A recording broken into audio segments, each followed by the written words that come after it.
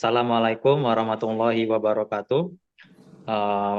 Perkenalkan, kami dari kelompok 7 ingin mempresentasikan tentang studi perilaku keuangan dalam pengambilan keputusan investasi emas. Sebelumnya, perkenalkan, nama saya Muhammad Sakip Yahya dengan NIM V16246067. Saya Muhammad Firmansyah dengan NIM V16246066. Saya Alifa Nindya Maharani dengan NIM V16248038. Saya Lutfi Nur Aini dengan NIM V16246026. Dan saya Miftah Fauzana dengan NIM V16240065.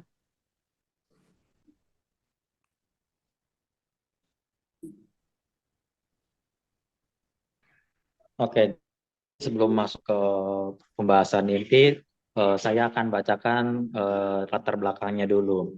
Yang pertama, minat investasi mahasiswa.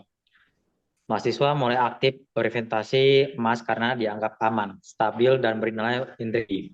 Terus yang kedua, investasi emas tidak hanya dipengaruhi harga, tapi juga faktor internal dan eksternal, atau literasi keuangan, tanggung jawab finansial. Terus selanjutnya yaitu ada signifikansi riset. Yang pertama ada pentingnya edukasi investasi bagi mahasiswa yang masih pemula. Dan yang kedua, perlunya pemahaman mendalam tentang kelebihan dan keterbatasan emas dibanding instrumen lain. Nomor voting. Berikutnya ada pengertian. Pengertian sendiri mengenai investasi adalah kegiatan menanamkan modal dalam bentuk emas, baik fisik maupun non-fisik, dengan tujuan mendapatkan keuntungan dari kenaikan nilai emas tersebut di masa depan. Kemudian di literatur review makalah terdapat faktor penentu keputusan, dimulai dari fluktuasi harga emas tidak signifikan pengaruhi keputusan investasi, literasi keuangan dan pendapatan berpengaruh positif terhadap minat investasi emas, dan yang ketiga, tanggungan keluarga tingkatkan finansial self-efficacy. Dan yang berikutnya ada tantangan investasi emas. Nomor 1, harga emas rentan terhadap faktor global seperti kebijakan moneter dan geopolitik, kemudian menuju ketidakpastian bagi sebagian investor. Dan yang kedua, keputusan investasi lebih ditentukan oleh kesiapan individu daripada kondisi makroekonomi. Metode pengumpulan data. Nomor 1, pendekatan, metode kuantitatif via kuesioner online dalam waktu 1 minggu penyebaran. Dan kedua, responden, mahasiswa sebagai sampel utama karena mereka bukan ahli dan tidak memiliki sertifikat investasi. Tanpa pengalaman atau sertifikasi, mahasiswa lebih mengandalkan informasi awal dan persepsi umum.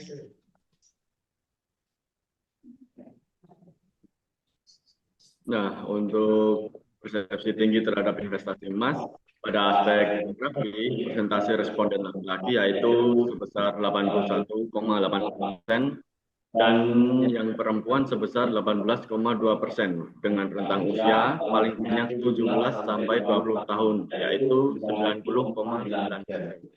Untuk pertanyaan yang pertama, investasi emas bisa ditanyakan kapan saja. Pada pertanyaan tersebut ada total 90,9% setuju emas mudah dicairkan kapan saja, yang meliputi faktor utama minat investasi karena fleksibilitas.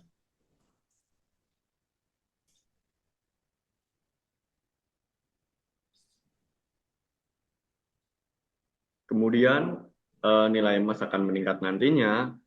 Di sini ada 72,7% yakin nilai emas akan meningkat di masa depan, dengan keyakinan kuat pada emas sebagai aset apresiatif. Kemudian ada emas mudah diwariskan kepada keluarga, ada total sebesar 72,7%. Responden memilih emas karena mudah diwariskan, dikarenakan nilai budaya dan perencanaan jangka panjang.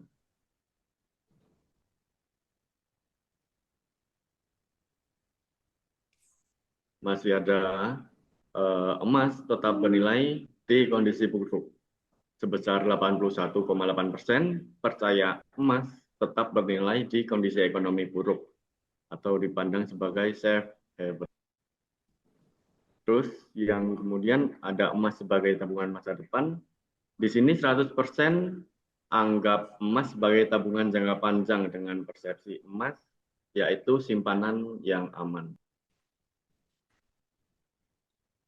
Oke, selanjutnya ada persepsi rendah terhadap investasi emas. Berdasarkan data yang kami kumpulkan, sebagian besar responden adalah laki-laki, yaitu sebesar 81,8%, dan perempuan sebesar 18,2%, dengan dominasi usia sekitar 17-20 tahun dengan persentase 90,9%. Yang menarik dari kuesioner ini, 90,9% responden menyatakan tertarik menjadikan emas sebagai pilihan investasi, sementara 9,1% tidak tertarik. Hal ini menunjukkan bahwa emas masih menjadi instrumen yang diminati, meskipun ada kelompok kecil yang belum yakin terhadap investasi emas tersebut.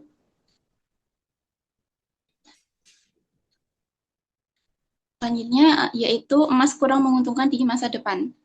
Ada tantangan, yaitu sebanyak 27,3% responden mempertimbangkan kembali investasi emas karena dianggap kurang menguntungkan di masa depan. Hal ini mencerminkan kurangnya kepercayaan terhadap daya apresiasi emas. Di sisi lain, 90,9% responden mengaku membutuhkan lebih banyak informasi tentang investasi emas. Ketidaktahuan tentang mekanisme investasi ini bisa memicu keraguan dan menghambat minat mereka.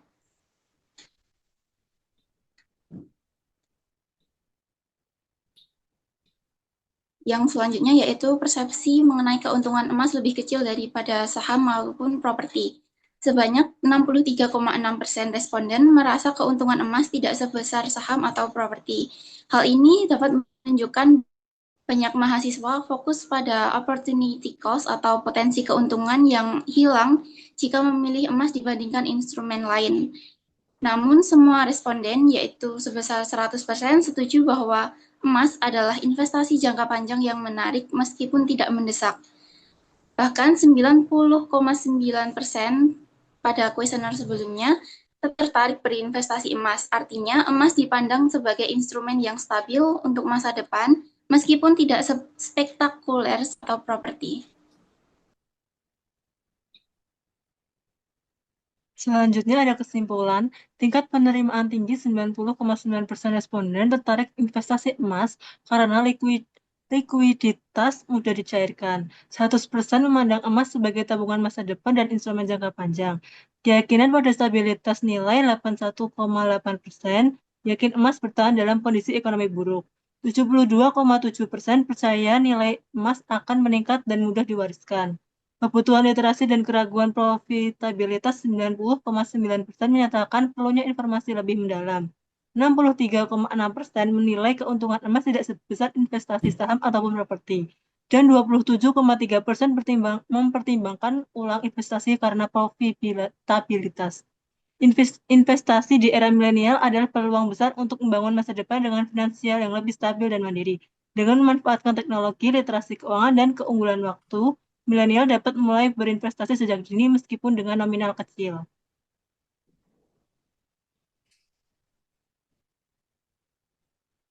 Selanjutnya ada rekomendasi. Yang pertama, program edukasi terstruktur, potensi jangka panjang, yaitu ada Story ROI, peran sebagai safe haven asset, risiko dan mitigasi, pengaruh geopolitik dan fluktuasi harga global, pertimbangan objektif, ada analisis emas dengan saham dan ataupun properti. Yang kedua ada strategi komunikasi segmentasi mahasiswa, yaitu melalui platform digital seperti Instagram ataupun TikTok, dan seminar kampus dengan simulator investasi.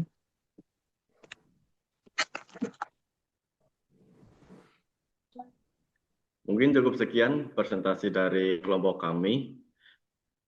Mungkin bila ada salah kata atau apapun itu, mohon maaf.